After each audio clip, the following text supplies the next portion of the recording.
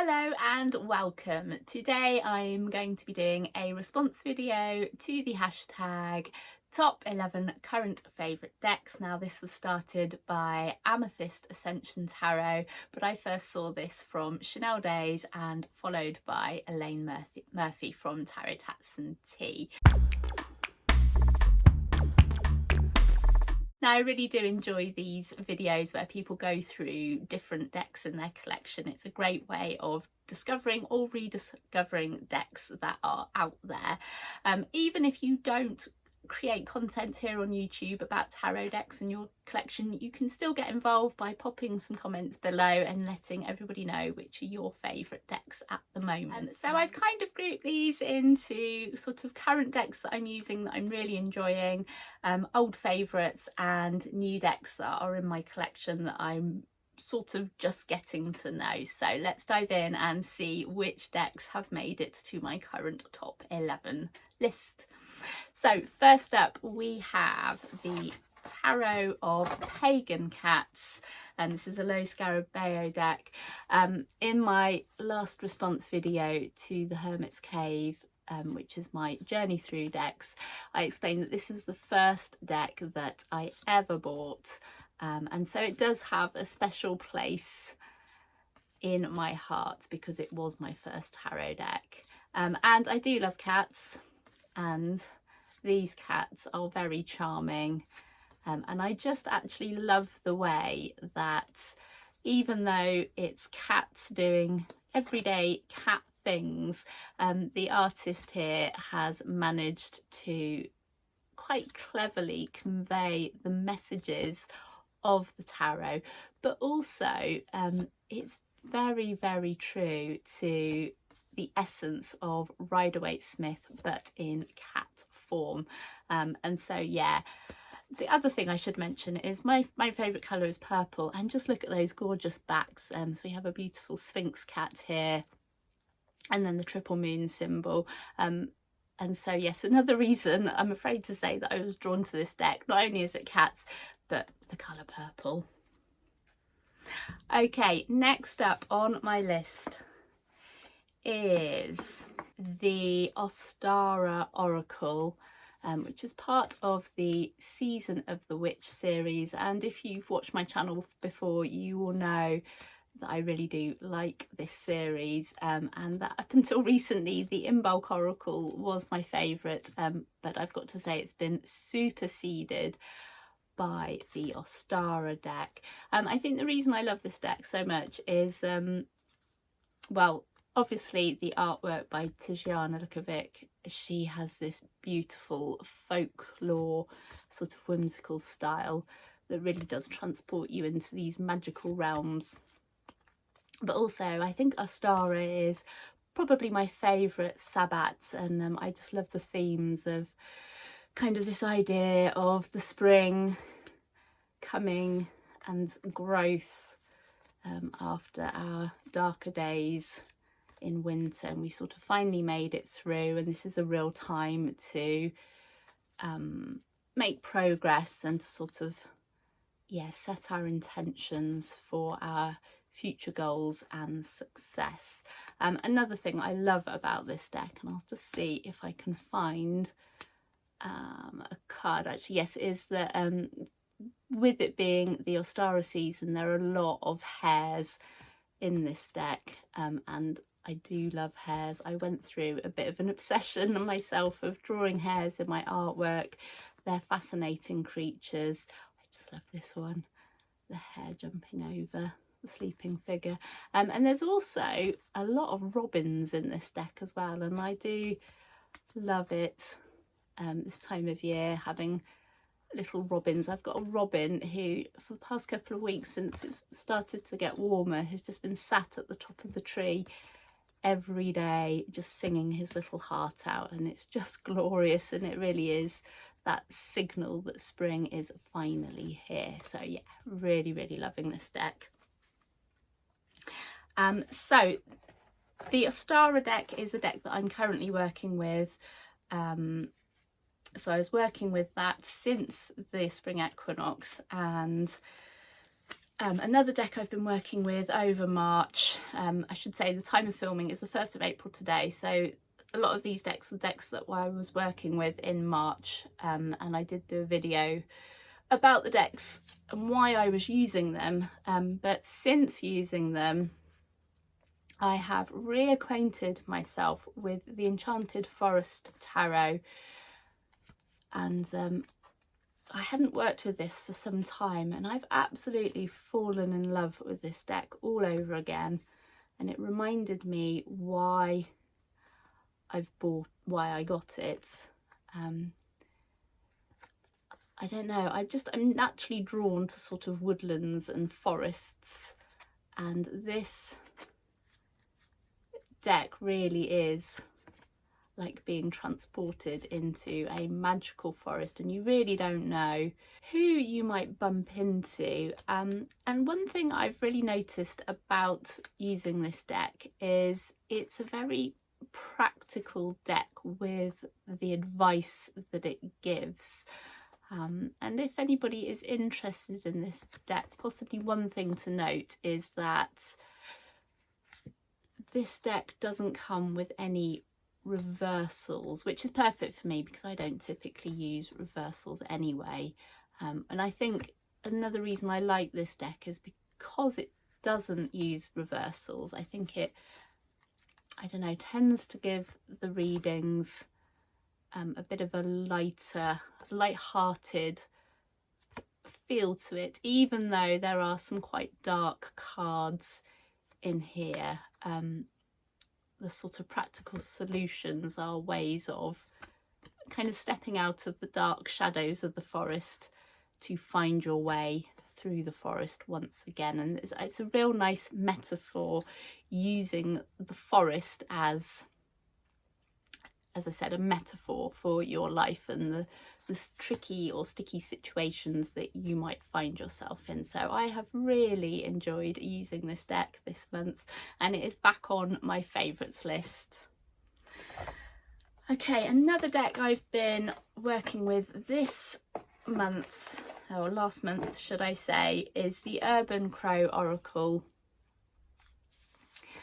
And actually, as I've been working with these decks throughout the month, this one has kind of been my card that I've been pulling for kind of like things I need to be aware of, or kind of an extra message or caution that might crop up during the day. And I've been using this in conjunction with the Enchanted Forest Tarot, and they've worked really well together. I really do like the artwork in this deck, and I just love the fact that MJ Cullinane used her own personal observations of the crows in her neighbourhood to create, I think it's like 54 or 56 cards of sort of scenarios that could be applicable to us as humans, and just using kind of crow wisdom to apply it to our own situations and scenarios, and kind of learn from how they interact with the world.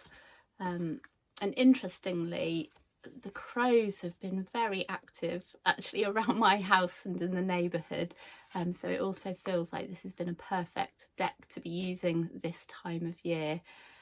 And what's not to love about crows? They're just absolute characters, as well as incredibly beautiful and intelligent.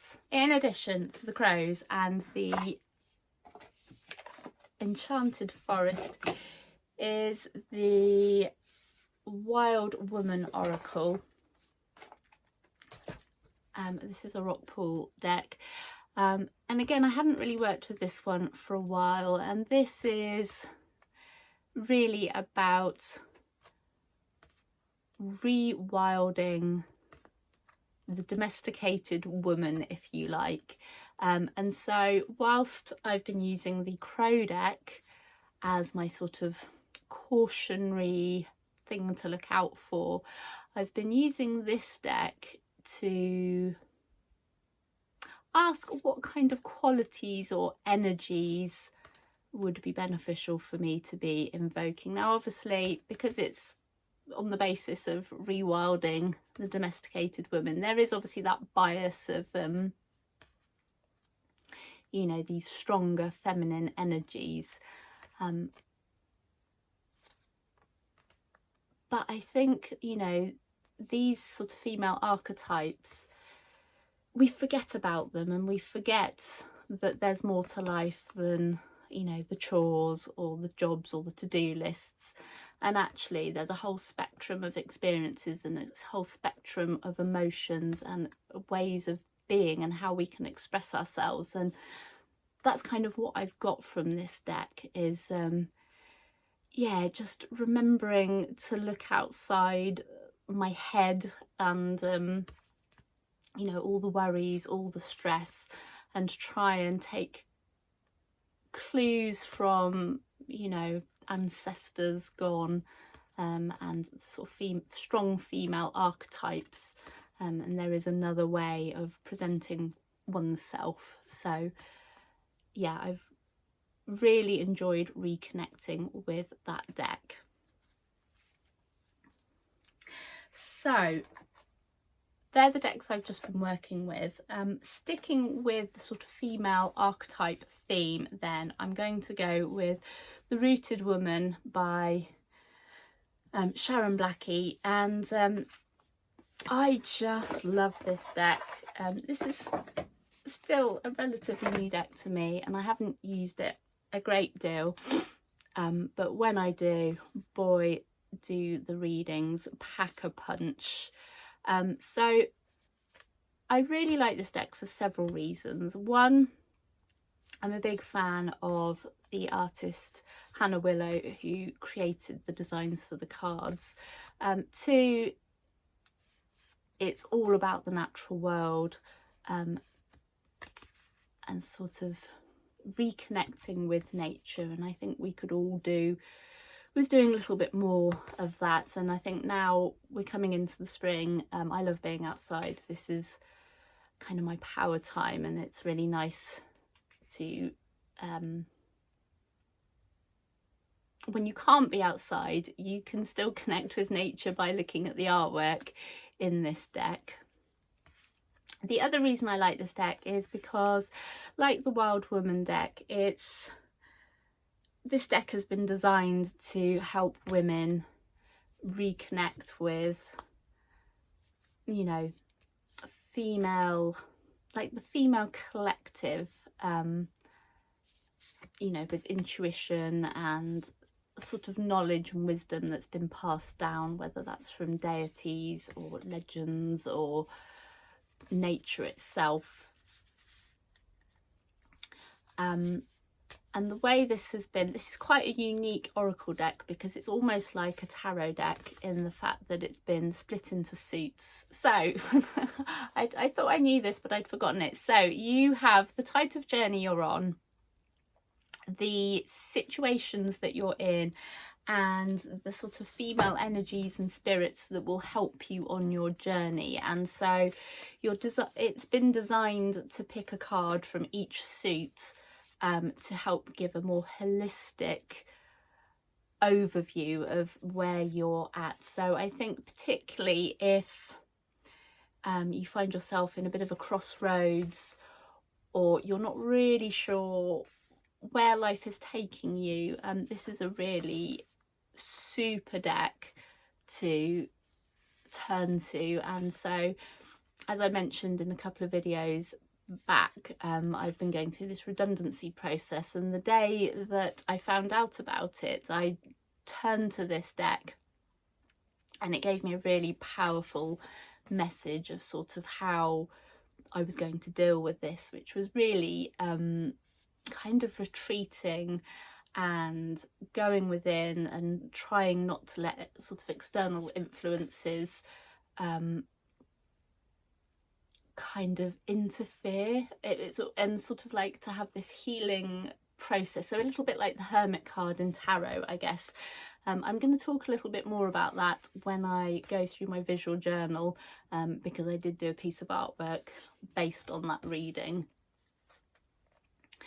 But yeah, beautiful artwork, and great kind of in time of uncertainty or crisis, or, you know, I think even if you just wanted to have a bit of a change up your identity a little bit, I think this deck would be a great one to call upon.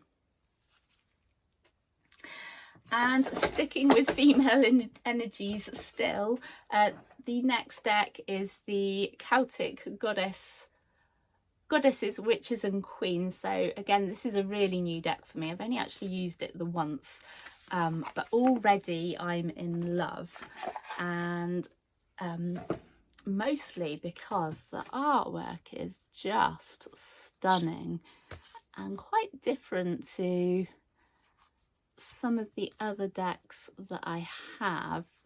There are a lot of goddess style decks out there, and I eventually opted for this one.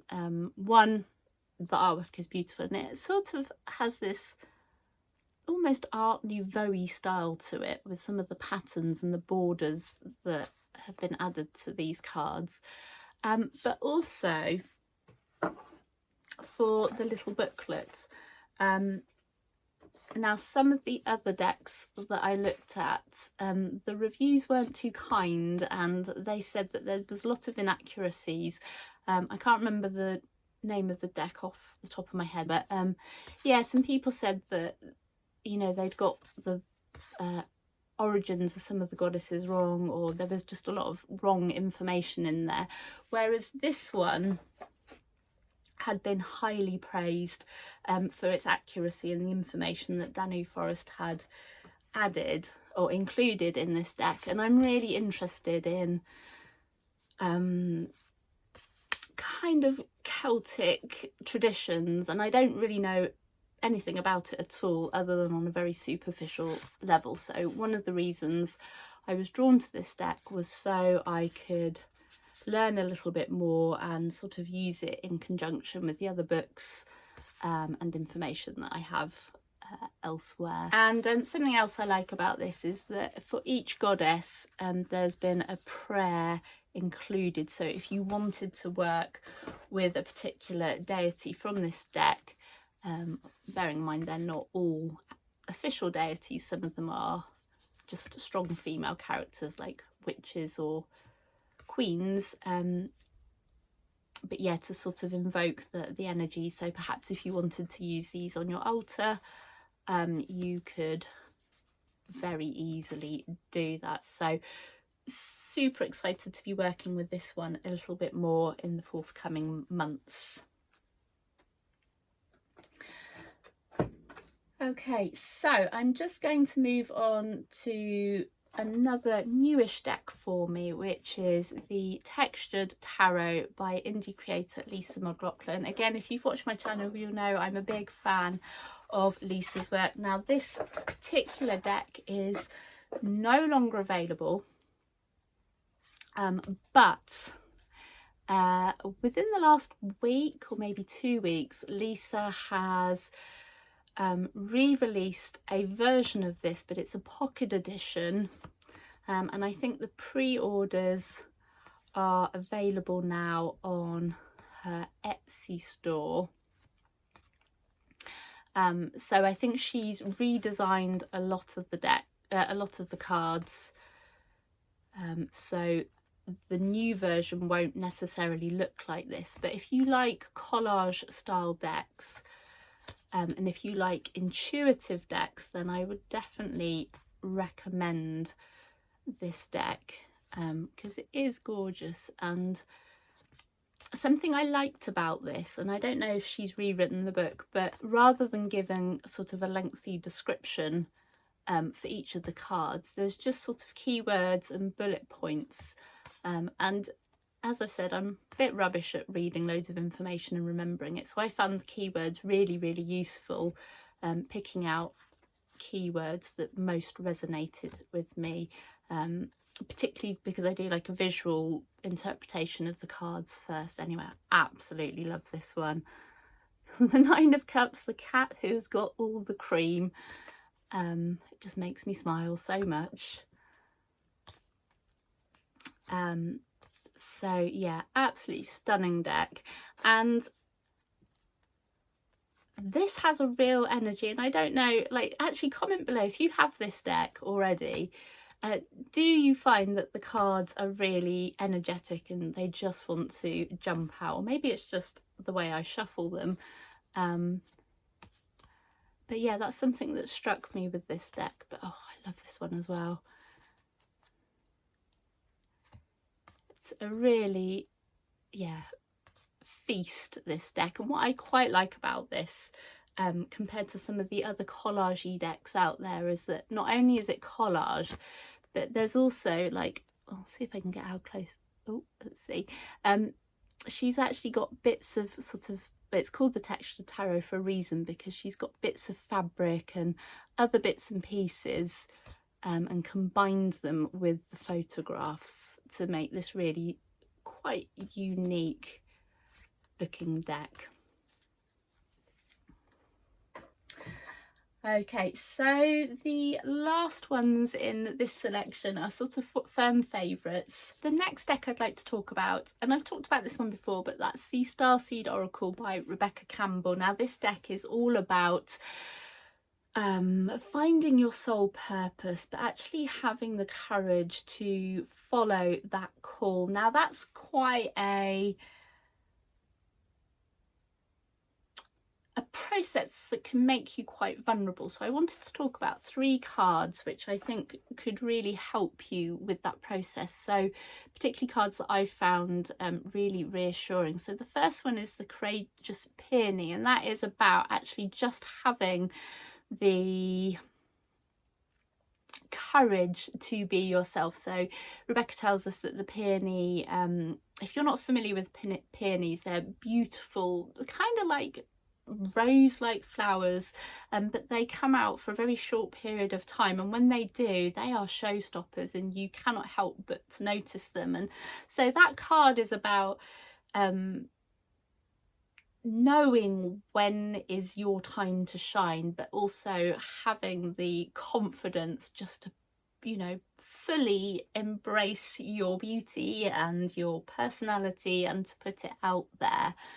But also, once you've done that, you then have to kind of wait. And I think in this world of social media and everything being instant, once you've put yourself out there, you want results straight away. And this card is just there to help you remember that actually things don't happen overnight. You know, you've got to be in it for the long haul, and you just have to be patient. And that's definitely a lesson that I need to be reminded of time and time again, and so that's why I love that card so much.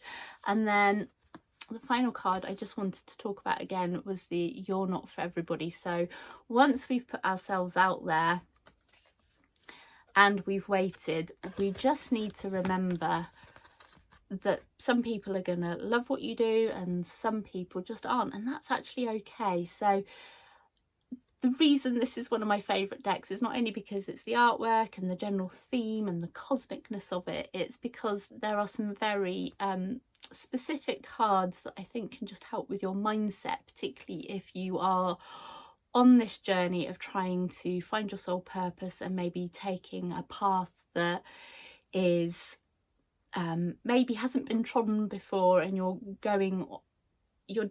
sort of pioneering something that only you can do. And that's what Rebecca Campbell's work is fundamentally about, is to help you find your own way in your life through your creative projects and just being uniquely you. So I think this is always going to be a favourite deck of mine, and excitingly I've just ordered her Rose Oracle, which I'm very much looking forward to coming into the post. So sticking with firm favourites, we have the Enchanted Forhaxa Tarot.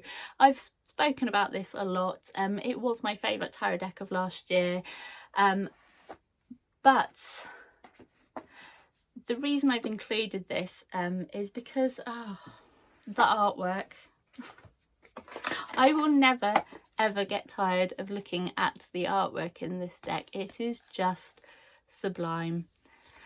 And last week, actually at the weekend, I discovered a fascinating video by the Cult of the Deer Priestess, who did a walkthrough on this deck, and oh my word, has it opened up a whole new level of intrigue and fascination with this deck. She equally loves the artwork, but she spoke about how this deck can work with reversals, and she is also somebody that doesn't typically use reversals, but she was kind of intuitively called to check out the cards in reverse. And if you're interested in this deck, I would definitely check out that video, because I'm certainly going to be looking at this deck in a whole new light. And she pointed out things that I hadn't actually noticed about this deck. And let's just see if I can find the cards. One thing that was noted in the video is, so we have this gorgeous death card here, which I think is inspired by a death's-headed hawk moth. And I hadn't actually really noticed the fox, who presumably the death card is taking the poor fox's soul away. But then she pointed out the moon card, and who is reflected in the water here but our death character, which absolutely blew my mind because I'd never really noticed that before. And so the whole point of this discussion about reversals in this deck is that it opens the artwork up, I think, in a different way that like most decks do when you use reversals. It feels like almost, I think what she was saying, I think what the Cult of the Deer Priestess was saying was that it's almost like MJ Cullinane has almost coded in extra messages for us to find. MJ Cullinane has also coded in extra messages for us to find when the cards are reversed. But interestingly, there aren't actually specific reversed meanings in the book. You just get a couple of paragraphs to describe each of the cards, which are actually beautiful, the way she describes these cards, which is another reason why I really like this deck. Finally, my last deck, I've chosen the Hush Tarot by Jeremy Hush. Now, I haven't used this deck probably since before Christmas, but I don't know, there is something about this deck that really draws me in. Now, for anybody that has used this deck, you will be aware that it isn't very true to the Rider-Waite-Smith system, and it is much more of an intuitive deck, and the kind of descriptions that are given in the book don't really feel like they always connect with the pictures. But I like this deck because it is a bit creepy, and it has got this sense of nature taking over with these sort of lost human spirits, and it's almost like the rewilding of the human condition. And I think that's why I like it so much, because I do love nature, and I kind of wish that humans weren't so unfair to the natural world, and that we respected nature a lot more. And I sort of feel like this deck is nature reclaiming back what is rightfully theirs, and through the process, these humans that have found themselves tangled up in this world of kind of brambles and undergrowth they're actually learning a valuable lesson about how to be just a little bit more compassionate and kinder. And I think that's the crux of why I like this deck so much. And I know the artwork isn't for everybody. I've explained a lot more in the video I did about this deck as to why why some people struggle with it. But as I've mentioned before, I do quite like dark and shadowy things, and so I'm just fascinated by this deck, and at some stage I will enjoy using it again, but this is more of a kind of autumn winter deck, and I think because there is this sort of sense of decay, it just makes more sense for me to use it kind of in the autumn and winter months. Thank you so much for joining me today to check out my top 11 current favourite decks. I hope you found that interesting or useful. If you did, pop a comment below and let me know, out of the selections, which ones are your favourites, if any, and if not, as I said, pop down your favourite decks anyway, and then I will go and check them out. If the video was useful today, feel free to give it a cheeky little like, and if you enjoy looking at tarot, oracle related art, or just art in general, then consider subscribing to my channel, because we talk about all of that and more. I'm Sally, this is my channel, Vaudeville Manor, House of Art and Tarot, and until next time, here's a couple of other videos that you can watch.